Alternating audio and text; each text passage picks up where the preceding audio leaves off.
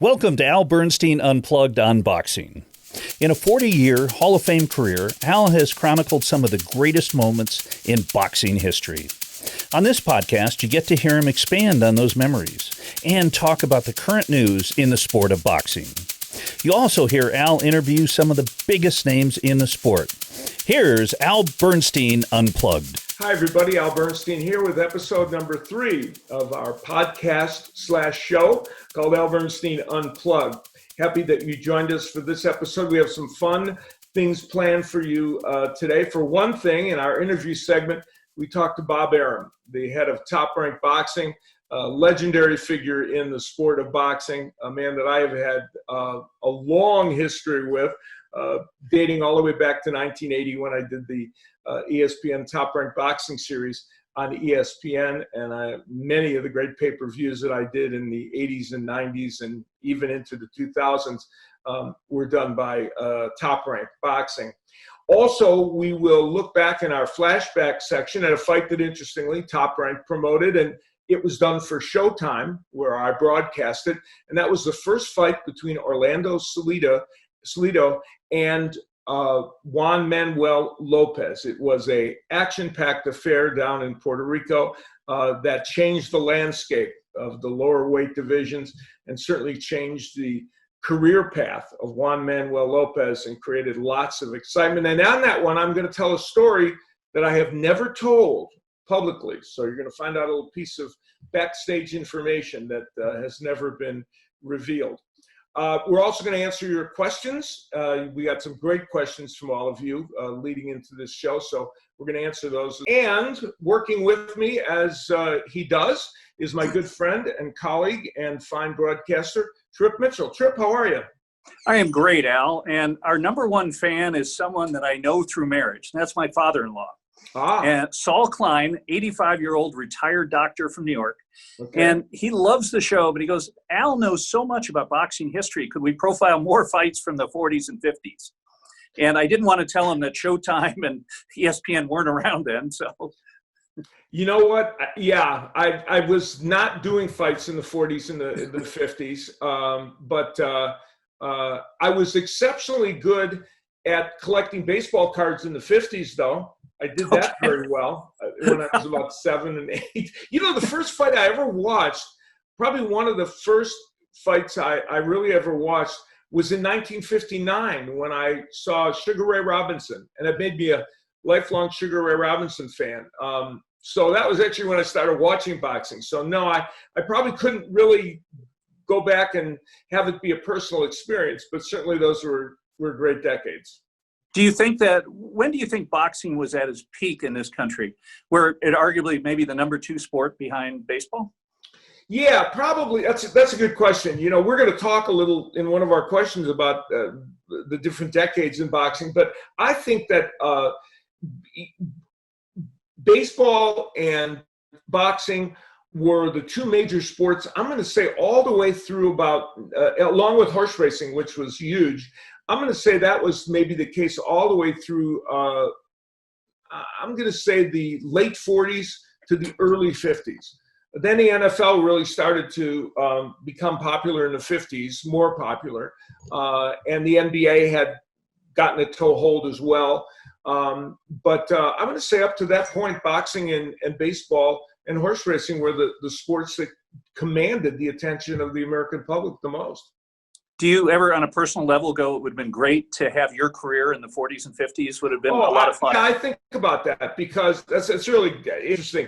I love going back in time, and I love that era. Like, I love to listen to old-time radio shows, the dramas that they had back then. I think it was a fascinating era. And so, yeah, if I could go back and be Bill Stern, right, in that era, you know, that would be, I've often thought that would be a fun and interesting time to ply your craft. So, unfortunately, I couldn't do it. But for your father-in-law, somewhere down the road here, we're going to include something from that era just to make him feel good, because I want to keep peace in your family. And that is very important. Yeah, I view that as my major role. Well, we appreciate it. So we've got some great, as you said, your Twitter followers ask us great questions, and you can tell they're pretty knowledgeable about the sport. First question, has MMA hurt the overall interest in boxing? Yeah, that's a misnomer, I think. I believe it's a misnomer that was kind of perpetuated by a lot of, for the most part, by a lot of radio talk show hosts who weren't willing to really dig in and kind of see this through a nuanced lens. Imagine that, somebody in the sports media not looking at something through a nuanced lens. That has never happened before, right? So, they take this approach that because MMA got really popular, which it did, that it was all at the expense of boxing. And I don't believe that. I think now we're really seeing signs of that. I believe that the combat sports tent has plenty of room in it for both sports.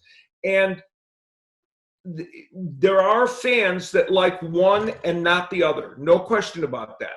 But there are many, many fans that like both. And I think a lot of the younger fans who are MMA fans in recent years, when they've seen some of these great fights that have been more available to them now, let's be honest, fights are on the over-the-air networks like Fox.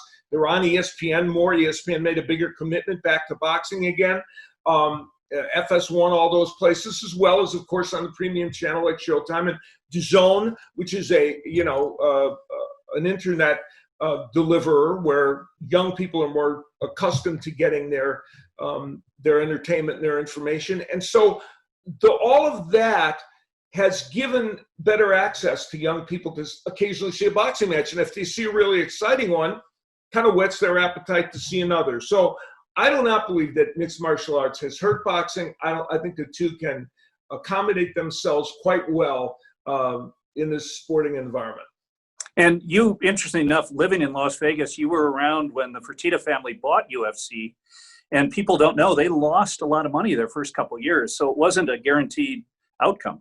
No, oh my God. Dana White will tell you stories about how they were operating in this tiny little office space that they were wondering from day to day, would they even be in existence? And I did many, many years ago, I did an infomercial for them when they wanted boxing people to be involved to give them some credibility. And to his credit, Dana White remembered I did that favor for him. And then in reciprocation, when I needed his help in raising funds for the Caring Place, which is a cancer facility that my wife and I and other people formed here in Las Vegas, he really went to bat and helped us at a fundraiser raise almost $400,000. So that was a wonderful gesture on his part. And your advice to Dana to overcome his shyness and try to be a little larger on TV kind of worked out. If he just wasn't such an introvert, I think everything would work out fine for him. He's got to come out of his shell. So the next question, this guy is a heck of a nice guy, but he said, I want to say that you're one of the nicest men in boxing. How about that? Oh, that was sweet. I appreciate that.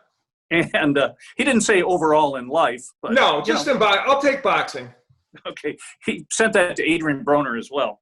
Yeah. And he also asked, how much did you enjoy calling the Valero-DeMarco fight? Yeah. Edwin Valero, who has since left us, that was his last fight against Antonio DeMarco. And we had it on Showtime. And we were expecting to end up showing a bunch of Edwin Valero fights after that. And he was a young man who had unbounded potential, led a very troubled life, and had many, many issues. And by the way, to find out about those issues, I recommend a book by Don Stradley, who's a very fine writer. The book is called Berserk, and it's the life story of Edwin Valero. And it's from a noir series that Hamilcar Publications does.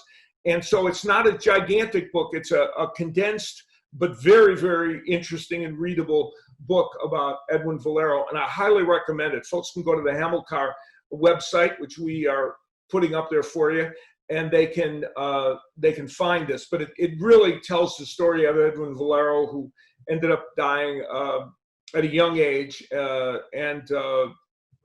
He was, to say he was troubled is the understatement of the decade, and committed murder, and with just a very difficult story.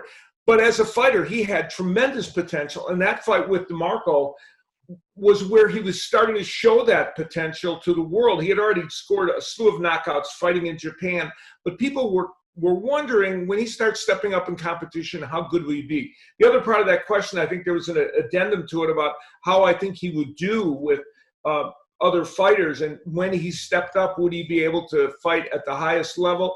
I believe he would have, and I think it would have been a very, very good career for him. Well, great. Thank you for bringing up the addendum. I see it right here in front of me. Reading is fundamental. It's a skill, you know. Yeah, it's a skill. Al, if you had to pick, what would you say is the best decade in boxing history, which kind of goes back to what we were talking about earlier? Right. Now, obviously, the first decades that I became aware of, even as a fan, for the most part, were the 60s and 70s. And the time I started working in boxing was 1980. Well, late 70s, because I was writing for boxing magazines from about 78 on, and I wrote a book on boxing just before, around 1979. So the late 70s is when I got involved with it. But the 1980s was an extraordinary decade. And I would pick that as the greatest decade maybe ever for boxing. And here's the way I can do that without having seen all those other decades firsthand. Gil Clancy, the great broadcaster, trainer, manager, Hall of Famer, who was a kind of a mentor to me. I was sitting and having lunch with him, I'm going to say around 1984, 1985, mid-80s. And I said to him, I don't know all the times before this. And Gil had seen the 40s, 50s, 60s, and maybe, probably not the 30s, but he saw a lot of the time in boxing before. And I said, how does this decade, it seems extraordinary to me, how does it stack up to all the rest? He said, this is the best. He said, we're halfway through this decade. He said, and I can assure you that this is going to end up being the best that I've seen in my lifetime. Now, that's pretty extraordinary coming from Gil Clancy. And the 80s were remarkable. We think of the Four Kings, which we talked about, when we did our flashback on Hagler, Hearns, and we think of those fighters. But there were so many other great fighters during the 80s. Alexis Arguello, Pryor, Holmes, Michael Spinks. You can go on and on and on and on.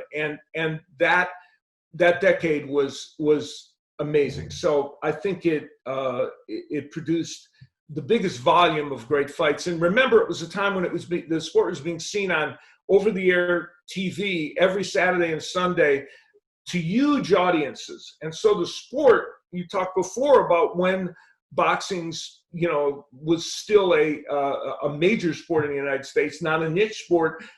It was, while the NBA and NFL, of course, had superseded boxing at that point, still the sport was huge, and the casual sports fan was very involved. So I picked the 1980s as my best decade.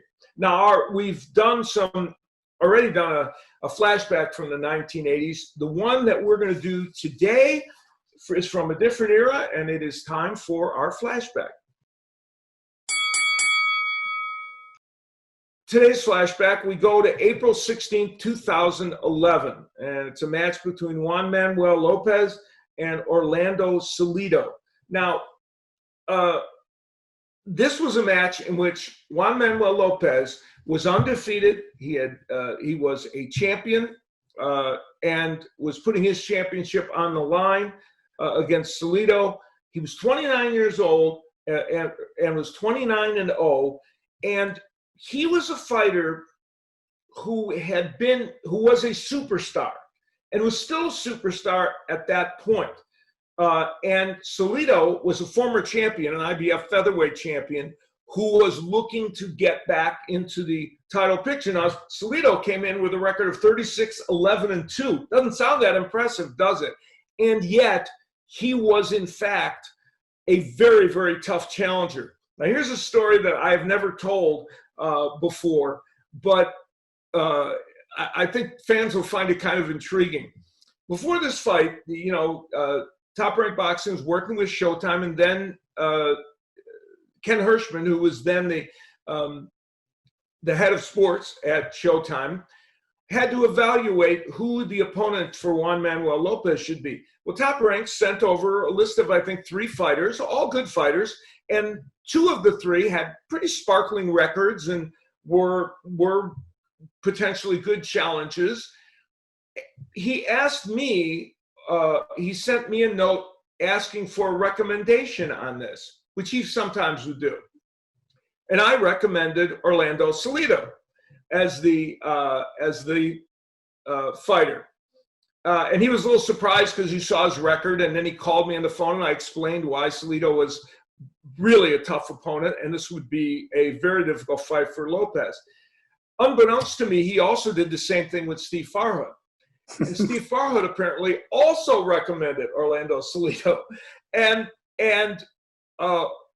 whether we were the tipping point or not in making Salido the opponent, it would make a big difference to boxing history at that time, and certainly to Juan Manuel Lopez, that he ended up being his opponent. This was a battle between Mexico, Salido, and Puerto Rico in Lopez, a long-time rivalry that has given boxing some great, great fights. And so they were ready to fight, and to find out best what happened in the fight, let's take a look and a listen to my recap of what happened that evening. In our main event, Juan Manuel Lopez was effective over the first 3 rounds against Orlando Salido, probably winning all of those rounds. Lopez loves to take chances. That's what makes him such an exciting fighter. But things took a dramatic turn in the 4th when Salido hurt him and hurt him badly. Salido, constant pressure. And then, in the 5th round, he would knock Lopez down, send him to the canvas, and keep him in trouble. The 6th was much like the 5th round, with Salido attacking relentlessly. In the 7th round, Lopez was able to put some punches together of his own. But in the 8th round, Orlando Salido came back with the thunderous right hands and big left hooks and was able to stop Lopez in that round, a controversial stoppage by referee Roberto Ramirez.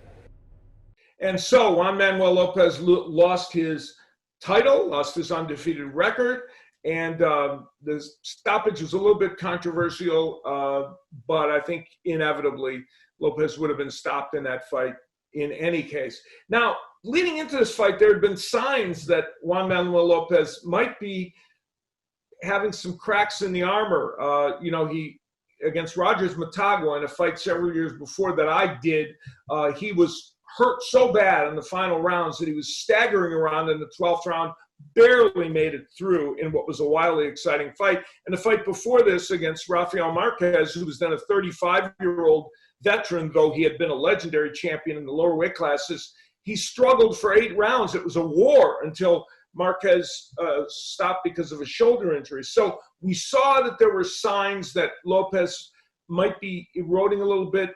This fight, of course, was testimony to that fact. Juan Manuel Lopez would fight Salido again, and the same result. He would lose in Puerto Rico again by stoppage, and it dramatically affected Lopez's career as he moved forward. And for Salido, those were maybe the best time of his professional career, and created a very big win for him the second time as well as it did the first. And these 2 fighters were provided 2 of the most exciting fights that we've had on Showtime in all our time. And as I mentioned, that fight was, both fights were promoted by TopRank Boxing. And our guest for this show is the man that runs TopRank Boxing, has always since its inception. He is an extraordinarily large figure in the sport, has been ever since he did his first fight, which involved Muhammad Ali. And over the years, Bob Arum has made some of the biggest matches in boxing history. But more importantly, has also, as we'll discuss in this interview, made history with doing smaller and more important fights like the the fights that were in the series of the ESPN Top Rank Boxing Series. So here is our conversation with Bob Arum. Bob, it is a delight to visit with you, even under these circumstances when we're all going through a very, very strange time, both inside and outside of sports. And I guess before we get going, and we're going to talk a little bit about some anniversaries that Top Rank has had, as well as the present and the future. You've lived through important times in our history, and you're a person who's very aware of world affairs and all that goes with that. How are you personally reacting to what we're going through, and how do you see it in kind of a cosmic view? Well, first, Al, I've been around a long time. I've never seen anything like this. Younger people can say that, but they've been around a lot fewer years than I have. I'm 88, and nothing like this. But it gives you an opportunity for a lot of introspection and to review what you've done and what you've been involved in your career. And I think that's been good. And, there's a great, great desire for sports fans, particularly those that miss the current live sports.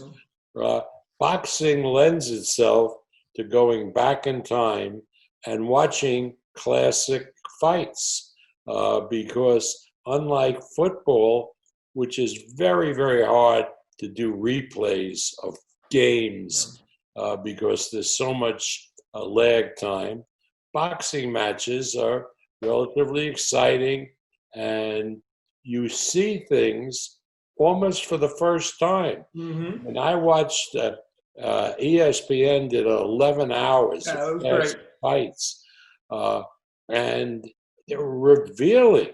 I mean, I watched that Ali Liston fight and stuff that I remember talking about, like the substance in Ali's eyes, you see happening right before you. I mean, and watching like at the Ali Fraser fights have been absolutely fantastic. There's so many great, great fights that we're going to be rolling out, not only while this current situation goes on, but in the future. I mean, you'll be interested in this. We're talking with ESPN about doing regular telecasts on ESPN Plus, their streaming section, taking the best of the old Top Rank boxing, that weekly show. Right. I mean, a lot of them involving fighters that the current generation has never heard of. But some fights, Al, you did most of them. I mean, absolutely the most exciting, interesting fights that one could ever see. And because now that people at ESPN, and I guess at Showtime and other places, realize how people want to see these old fights, we'll be getting a lot more of them than we've had before. Yeah, that's for sure. And you referenced the Top Rank series. You recently celebrated the 40th anniversary of when that started. That started back in 1980. And I think that's great that ESPN is going to be showing those. The day of that you referenced where you showed I think it was an 11-hour block of fights. Well, it's gonna require you got to get on the phone with Trampler, with Bruce Trampler, who along with Teddy Brenner, who's passed on, was the matchmaker. And you remember, and he'll remember, so many of those good shows, because we're not going to have the time until a little later to comb through those shows. We did, 52 minimum, we did 52 shows a year. Amazing. And you remember when they had the baseball strike? I think we were doing 80 shows a year. I mean, but crazy stuff. Remember we did a Halloween show where one of the fighters came in a coffin. Yeah, that was Vampire Johnson, I think. Yeah. Yeah, that series was, which, as you pointed out, so many shows were done, more than now. It seems amazing. When you started that series and you knew you had to produce all those fights, was that logistically something you guys really had to plan for? And how hard was that to produce that many boxing matches over the course of a year? Well, we didn't know what the hell we were doing, obviously, because it had never been done before. No, never had. And the budget, because ESPN was very, very small at that time. I think they had 4 million cable homes, and they had to pay the cable systems to carry ESPN then. And it was the only live thing that ESPN had. Yes. Because the other stuff was tapes of Australian rules football. Remember, we all became experts in Australian rules football. Monster trucks. I remember when I was over a couple of years ago in Australia, they were stunned that I knew about the rules because I had watched so much on ESPN. But anyway, the first show I remember was in Atlantic City, and we had Russell Peltz and Frank Gelb working with us, and that went well. And the second show was in your hometown, Bernie Terrell. So I get there. Remember, we're only getting $10,500 a show from ESPN. For them, it was a lot of money. But, even then, you couldn't pay the fighters on that. It was a 2.5-hour show. So I get to Chicago, and Ernie has 11 fights. And I went, Ernie, what are you, crazy? 11 fights? I mean, who can afford it? Well, Ernie knew what he was doing. Those 11 fights barely lasted an hour and a half. Yeah. I mean, one round knockouts after another. And now we had no library. So I had to get in the ring and for an hour had a filibuster and talk a lot of nonsense. But anyway, it worked out. We got some great, great fights. Mel Greb was the matchmaker for the fights in Las Vegas. We had those Ice Palace shows in Totowa, New Jersey, that had a lot of fight. I mean, it was great. And we had, it was, the fan base was enormous. Sal Marciano, you remember him? When a guy got first partner, when a guy got knocked out, good night, sweet prince. I mean, just classic stuff. There were a lot of great memories. And one of the things about that series was, while a lot of the fights were in Atlantic City and Las Vegas, the charm of it was that we went to these locations that were not hotbeds of boxing necessarily. They were small towns, and it was like the circus coming to town. And we had crazy things happen, like 2 blackouts, one in West Virginia, one in Rhode Island. So you never knew what you were going to face as a promoter or as a broadcaster.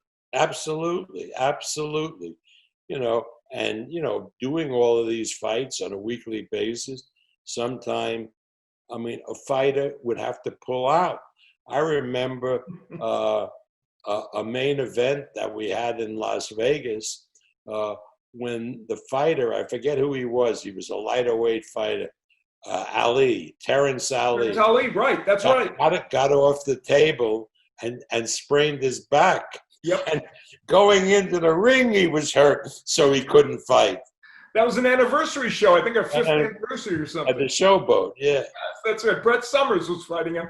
And you had to find somebody to fight to replace that. That was crazy. Exactly. Yeah, it was nutty stuff. But it created a wonderful series and helped many boxers become stars.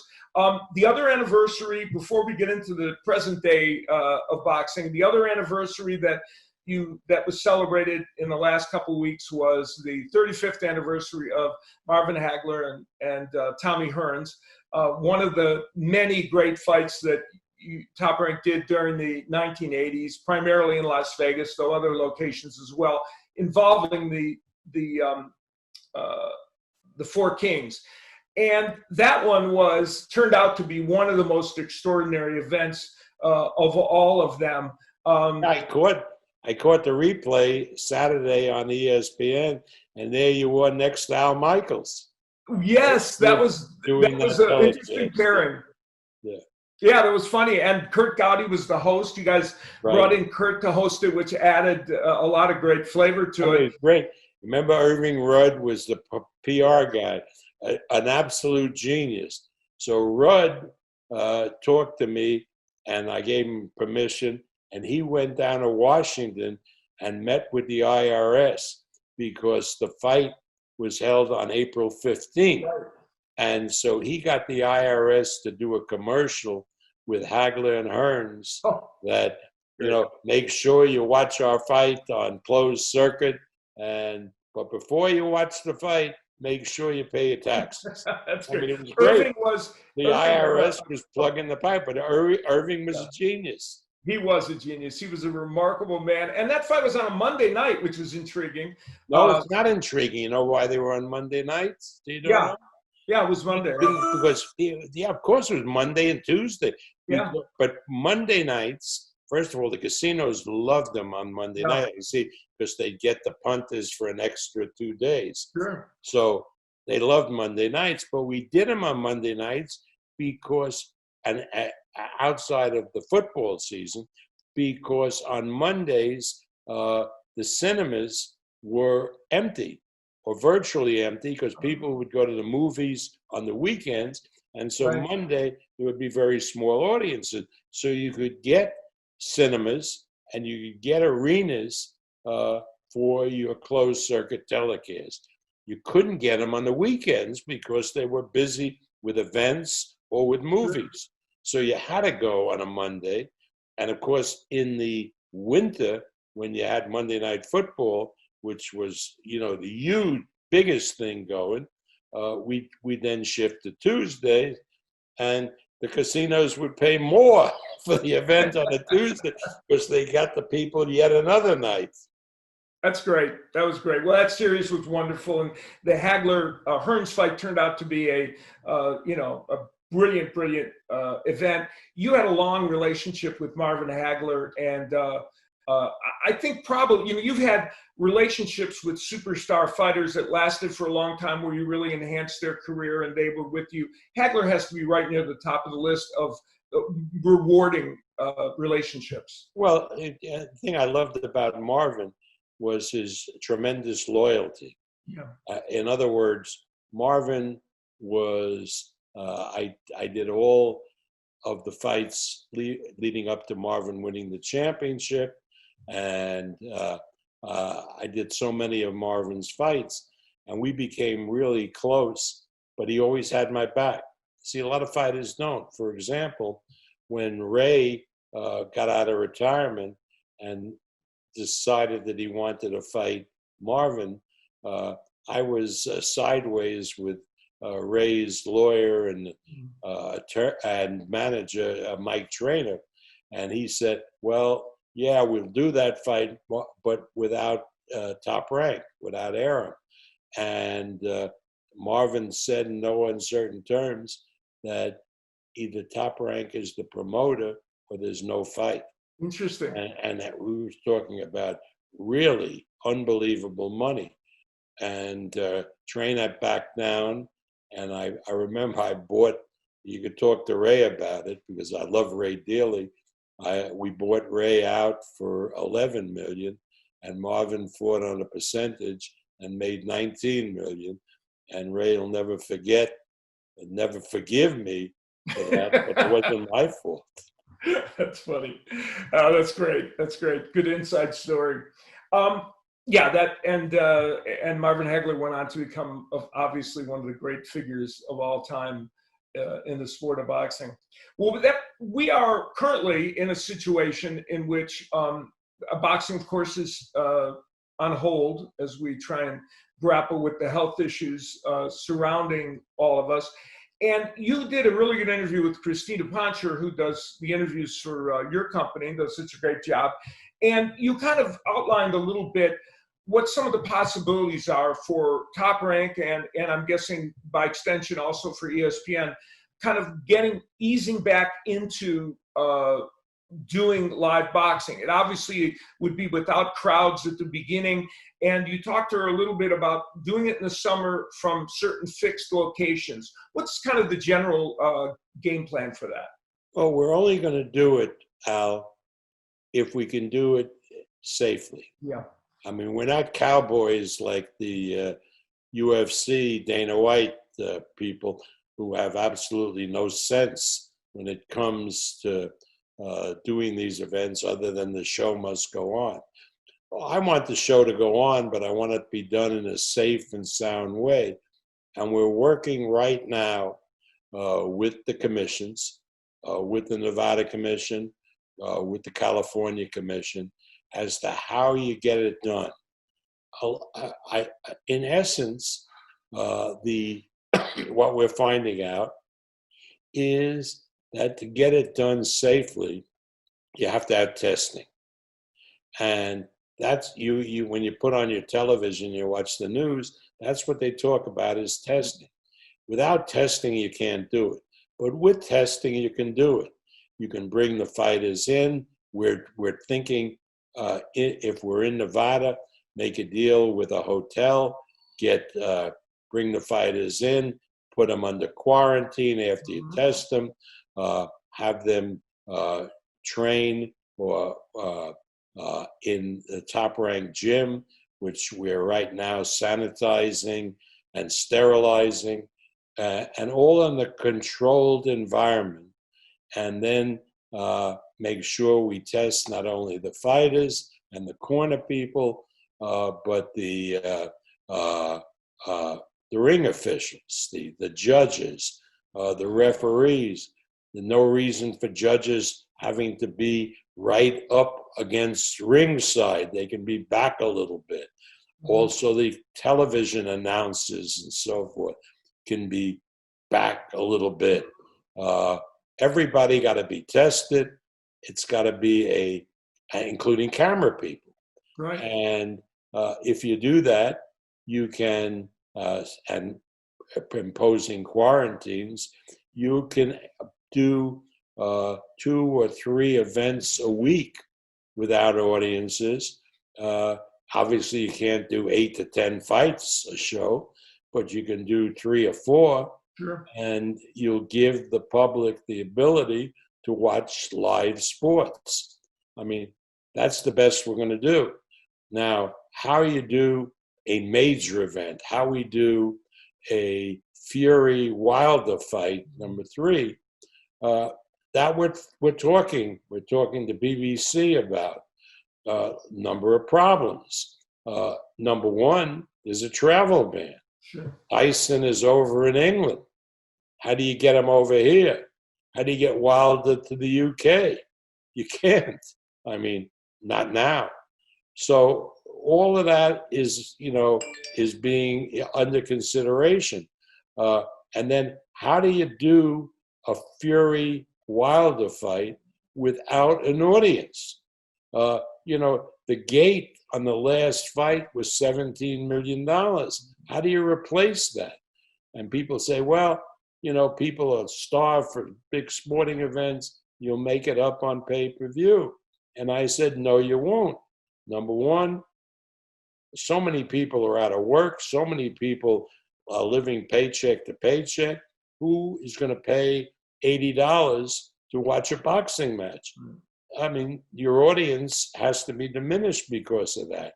And secondly, we were able to get big prices on pay-per-view because people congregate and they do 10 couples and everybody puts in $10 and it's a cheap evening that way. But you can't do that now because of having to keep people apart. So, I mean, these are dilemmas that we're going to have to figure out what we're going to do.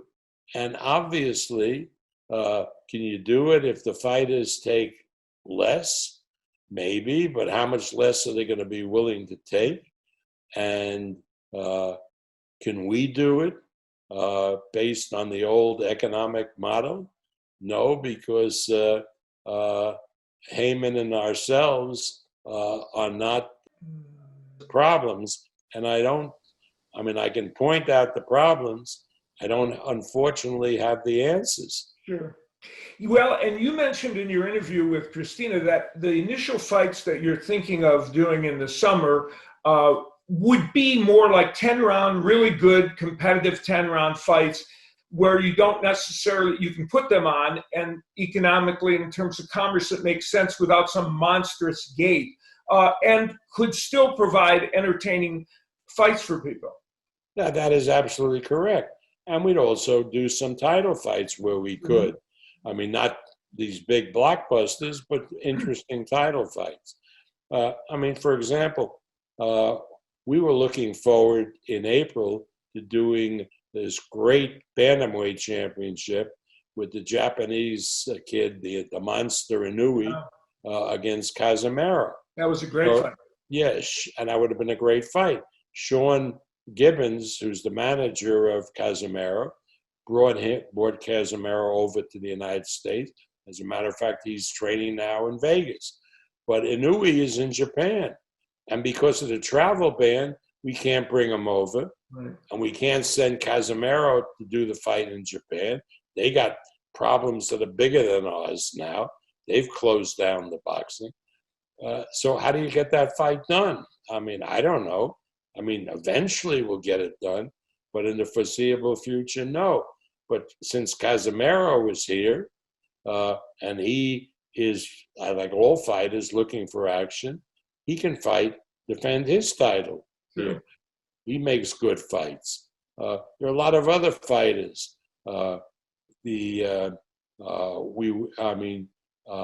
Jose Ramirez was scheduled twice to fight Postel. We would like to do Ramirez and Postel without an audience in July. I mean, and that's an interesting fight. Sure. We get it done. So there'd be a number of title fights, but there'd be also like Pedraza and Molina, great 10-round fight.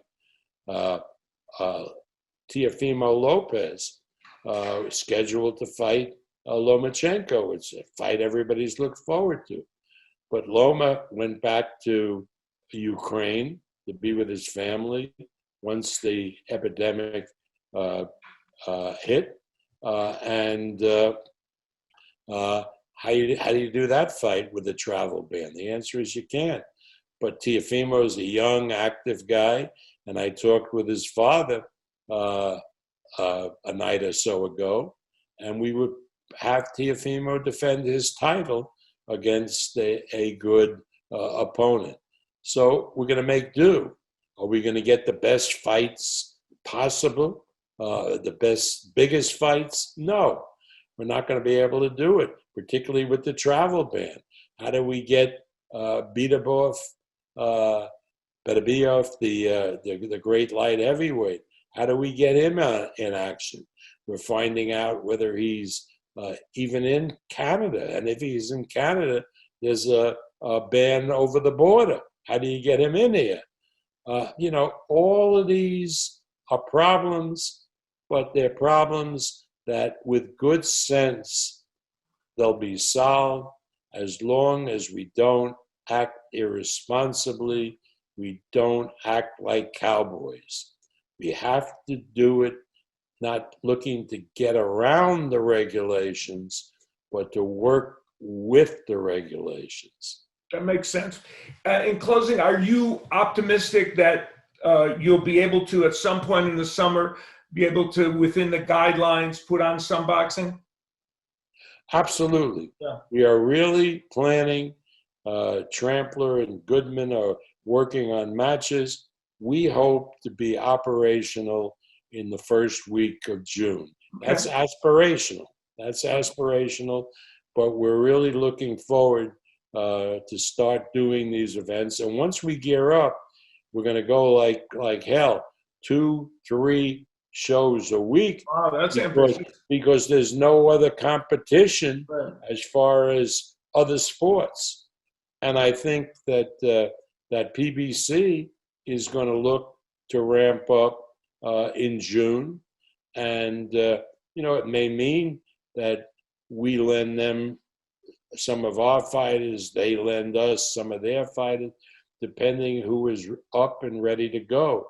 But with the cooperation that occurred on the last Fury Wilder fight, I think all the animosity has dissipated, and we can work together, particularly in these trying times, to give the public the best possible boxing available. That's a news flash. And before I let you go, I want to dig down on that for a second. You were able to, Top Rank and PBC were able to put together the Wilder Fury fight, and it was a very successful event. And you've talked actively about the idea of things like the Bud Crawford, Errol Spence fight. You're feeling it sounds more optimistic that there can be this merger more often for big fights that fans want to see. Not only do I think, I know, I mean, we in boxing were given a lesson in cooperation by ESPN and Fox, how they work together seamlessly to publicize and present the Wilder Fury fight. And we were caught up in that collegial kind of behavior and acted accordingly. So our people raved about the PBC people, how smart they were and how cooperative they were. And I think they felt the same way about us. So thanks to the leadership of ESPN and Fox, we were able to work together so well, and it augurs well for the future. It's great if those matches can be made for sure. You've done that before. Bob, I appreciate you taking the time to visit with me here on this podcast. And you've brought a lot of information to fans today, as well as some great colorful stories as well. Well, don't forget to call Trampler. Let's review the 15 years. Al. I will call him. I mean, like when everybody says, whether they've seen it or not, but they've heard about it, you got to see the Caveman Lee, Johnny LaCicero fight. Amazing. People say Hagler Hearns. Yeah. That fight was the most unbelievable fight. And what about Iran Barkley and Robbie Sims? Oh, my God. The 8th round, were you covered in blood like all the rest of it? Yeah, it was spewing at ringside. Yeah, right. My notes said unbelievable. All over them. Yeah, that series, the Top Rank series, for those 15 years, produced just extraordinary fights, and not only great fights, but also, as we pointed out, as boxing often does, some odd experiences inside and outside the ring, and all of them were worth reliving. So, but before we get off, you remember that time? I'll never forget it. Where fighter A, I forget who it was, is beating the hell out of fighter B, has him on the ropes, and the referee jumps in to stop the fight. Yes. And fighter B, in desperation, throws a punch and knocks fighter A out. John Meekins was one of the fighters. Right. And they had to figure out who won the fight. Yes! And they awarded it to the guy who got knocked out because they were stopping the fight as he was getting knocked out. Yeah, Frank Cappuccino was the ref. It was John Meekins against somebody, and as Meekins was coming to finish him up, boom, you're right. He got knocked down too, and they couldn't figure it out. They won Yeah, we saw just about everything. There was the one instance where the fighter came to the ring and didn't have his shorts on, and they had to go back and huddle around him to put the shorts on. The stories never end. Everything. With cups being installed while they were in the ring. The guy forgot his cup. That's another one. So very bizarre. There should be a sitcom that you create from that series. Absolutely. Hey, Bob, thank you so much. We'll look forward to seeing that. I'll check in with Bruce to find out what they're gonna be showing. But those fights will be well worth seeing. Well, good luck. Keep well, keep safe. Yeah, good luck to you in bringing boxing back, and you and your family stay safe. Take care. Thank you. So our chat with Bob Arum that mixed the present with the past, him talking about his plans for moving forward when things start to get back to normal. And you heard him be very optimistic that in June he would begin, his company and thus ESPN as well, would begin doing boxing, albeit with no crowd, but they would begin doing boxing again. And as he said, when they do it, they're going to ramp up rather quickly in terms of the number of shows done. And we were able to go back down memory lane to talk about a lot of great events that, that happened. And I found that fascinating, Tripp. Yeah, who is going to play Bob Arum in his life story? Do we have any? You suggested Tom Cruise, didn't you, at one point? Yeah, well, we're going to have a couple of people play him because, as he got older, he's been at this for over 40 years. So might have to get a couple of actors to play him. So, by the way, you picked the opponent for the fight in Puerto Rico, and have you ever thought, what would it be like if you were if you never got into media but were a matchmaker? How would you have done? Well, based on that one, apparently, some promoters wouldn't really like me very much as a matchmaker, would they? Because I managed to, if in fact my recommendation was the one, along with Steve Farhad, that put it over the top for Salido to fight Juan Manuel Lopez, I succeeded in knocking off a superstar in the TopRank stable. I'm guessing that if I did that on a regular basis, they might not be so happy with me. And let me say, by the way, of course, they do want great fights. It's just that when you have an absolute superstar, your mission is not to get them knocked off too quickly. But so I'm not sure that that I showed my mettle as a matchmaker with that one. But it would be interesting. It's a very unique skill.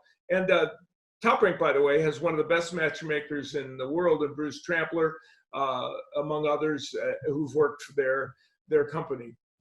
And one of the expressions that you hear too much is styles make fights. But a matchmaker has got to be able to analyze a boxer who's going to have a style that's going to make a big fight. Absolutely. And so much of it does boil down to that, because it's not just the records and what, and who's done what. You have to look at how these fighters fight and figure out, if you can, and it's not an exact science, will they make a good match? Fantastic. So you were lucky to get off the island of Puerto Rico. If people knew you were the reason that yeah, true. Yes. You could have been in trouble. Got, again, some great questions from our audience. Where do you rate Mark Too Sharp Johnson among the fighters you've covered? And has he been a little bit overlooked by this current generation? Yeah, Mark Johnson was a fantastic fighter who won the flyweight title, defended it 7 times, and moved up to junior bantam and won that title and defended it several times, and was inducted in the Hall of Fame in 2012, the year that I went into the Hall of Fame. And so I spent a lot of time with Mark there, and he's a wonderful guy and was a terrific fighter. The thing that probably makes him a little bit overlooked in terms of overall boxing history, there are 2 things. One, of course, he fought in the lower weight class, where at that time, especially as an American, there wasn't as much attention focused on those lower weight classes. And number 2, he never had a big rivalry. There wasn't a fighter in those weight classes, though he fought some very good fighters and fought tough competition, there wasn't anyone that would help him create a long-lasting rivalry. And you would go just to go away a couple weight divisions above that. Perfect example is that, and this was just shortly, after he stopped fighting, but the Marco Antonio Barrera, Juan Manuel Marquez, the Manny Pacquiao, and Eric Morales group, they had that was a great quartet that vaulted them into legendary status because they were all able to fight each other. Mark Johnson didn't have that, and so he doesn't get as much attention as he might. And it's interesting that you mentioned that, because those great rivalries, when there's a rematch, or sometimes if you're really lucky, when a fight goes to a third fight, that really pumps up the interest. Yeah, very much so. Okay. And next question, how do we get fighters to fight 3 or 4 times a year as opposed to 1 or 2 times a year? Oh boy, that is the $64,000 question, or I guess that today would be the $64 million question.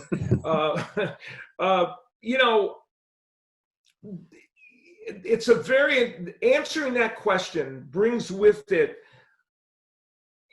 what I can already see once I answer it will be, fireworks on Twitter, because clearly we are more aware of the safety of fighters and how fighters that fought in the 50s and 60s and even into the 70s that fought 6, 7, 8, 9 times a year in some cases, although in the 40s and 50s even more sometimes, it wasn't the healthiest thing for them to do. And we still have young fighters who fight more often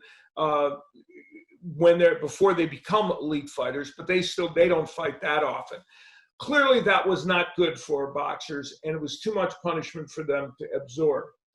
In the 80s, things started to become where the benchmark was to fight 3 or 4 times a year if you were an elite fighter or a champion. That was what you were shooting for. In the 90s, it went down to definitely 3. And after 2000, it started to become 2 times a year. Unless, of course, you're Gary Russell, in which case you make an annual appearance every year. But I believe that if the major fighters only fight twice a year, it is difficult for the sport to maintain its momentum. And it's difficult for those fighters, I think, to service their fan base. I definitely understand why fighting too often is an issue for fighters. And I also understand the argument that is often made, hey, you fans are not the person that's going to be suffering when you're 52 years old from having fought too much. The fighter is the person that is going to be in that situation. And I totally understand that. But I think that if a champion can fight 3 times a year, just 3, that will help the sport and help his legacy as well, and also even help him in terms of marketing opportunities and creating the kind of continued fan interest that they would like. I don't know how you do that, because there's numbers of TV dates available, and also these fighters want their fee to be commensurate to what they've been getting. So maybe networks can't afford to have them 3 times a year. But I think it's one of the things that boxing really needs to try to work toward.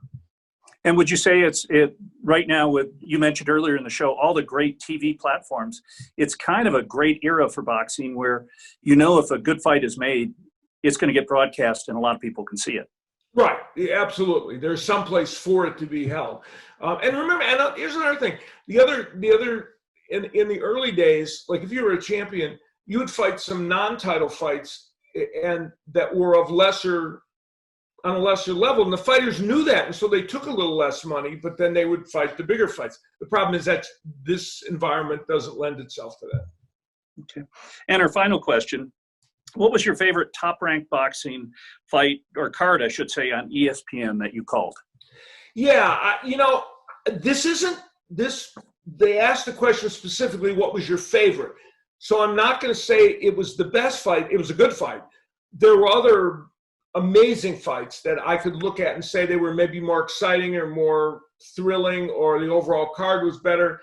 But my favorite moment looking back on the Top Rank Boxing Series happened in October 12th of 1994, when I went to Albuquerque, New Mexico in the pit and announced the fight in which Johnny Tapia against Henry Martinez won the WBO Super Flyweight Championship. The reason it's such an important fight for me is my favorite is Johnny Tapia from 1990 to 1994. Now, he'd fought before that on our Top Rank Boxing Series and had been an excellent fighter. And then in 1990, fell into an abyss of drug use and drinking. And it led him to literally live on the street. And for 4 years, Johnny Tapia led a terrible life in which there were moments where I think some people thought he might not live, let alone fight again. In 1994, he came back to the sport of boxing, somehow got himself back, came back to the sport, fought 6 times that year. And the 6th fight was in October when he took on Henry Martinez. it was a packed crowd at the pit in Albuquerque. The excitement level was off the charts. And in a very, very competitive match, Johnny Tapia scored finally a TKO victory over Martinez. And when he did that, I paused and said, Johnny Tapia is all the way back. And he was, in fact, all the way back as a fighter and as a person. And that led to what would be the best period of Johnny Tapia's life, one that unfortunately didn't last long enough, because when he left the sport of boxing, he left us too early. But with all the troubles that Johnny Tapia faced in his life prior to that and even after, that one shining moment when he won the title against Henry Martinez and basked in the glow of the warmth of his hometown fans in Albuquerque was an extraordinary moment. And for me, probably my favorite one on the Top Rank Boxing Series. That's fantastic. And do you ever look back do you have many fights where you have a personal vested interest in one of the fighters where you want them to win, or is that tough to do? Yeah, I try never to do that. And I really try never to do that. And I try never to feel like some stories like that are so extraordinary that I certainly, when I look back at the call, I don't think anybody would say I was, calling the fight on behalf of Tapia or calling it in his favor, and I didn't, and I was very conscious of doing that. But I'm a human being, and the idea of Johnny Tapia coming back and winning that world title clearly touched my heart. And so there are moments when you can be caught up in something that's quite emotional. People you try not to have favorites. You try not to. It's no different than life. Some people we react to better than other people, and so you try very hard not to do that. In that instance, I have to say though that when that was over with and he had done it, I felt very happy for him. That's fantastic. Hey, by the way, your career has really taken off in the last couple months. You've got now a podcast up to 3 episodes. Yeah, exactly. And I'm working with you. That was my highest aspiration. Yeah, my father-in-law, by the way, said we should have more Al on the shows. I didn't take that very well. No. But tell us about something you're doing now called Cameo, and it's a brilliant idea. Yeah, this is so much fun. It's for those people that don't know of it, it's Cameo. It's a lot of people do know about it. It's where people can deliver personal messages to fans or anybody, and there are many entertainment and sports personalities on this. And you just go find Cameo. I think it's cameo.com, I guess. That we'll put up the website. And what it boils down to is all these personalities and sports figures and athletes and everybody can do a personal message. Let's say you have you want to congratulate a coworker because they got a promotion, and his favorite actor or sportscaster or athlete is so-and-so. You contact and you do a message for him. And I've done now. I just started about a month ago with this, and I've done a number of them. And it's fun. I did one for this young lady named Paige Gilbert, who is a 16-year-old amateur boxer. And one of her relatives and friends wanted to cheer her up and say, give her some thoughts on how she can get through this period. And what I did was I channeled Andre Ward, who we had on this show, talking about how important it is for fighters right now during this period to, number one, stay in shape, watch what they ate, and mentally stay strong. And I kind of channeled his words in talking to her. So it was kind of fun. And some of them are frivolous. Some are more serious. And it's a fun thing. So anyway, I am on Cameo, and I've enjoyed doing it a lot. Well, that's fantastic. And for you, there's a discount, Tripp Mitchell, if you want me to send you a special message. I think I'm going to use you when I get in a fight with my new wife. I'll have you do the apology. I will. Yes, I will handle that. And we know that Your father-in-law likes me, so I can intervene in that regard as well.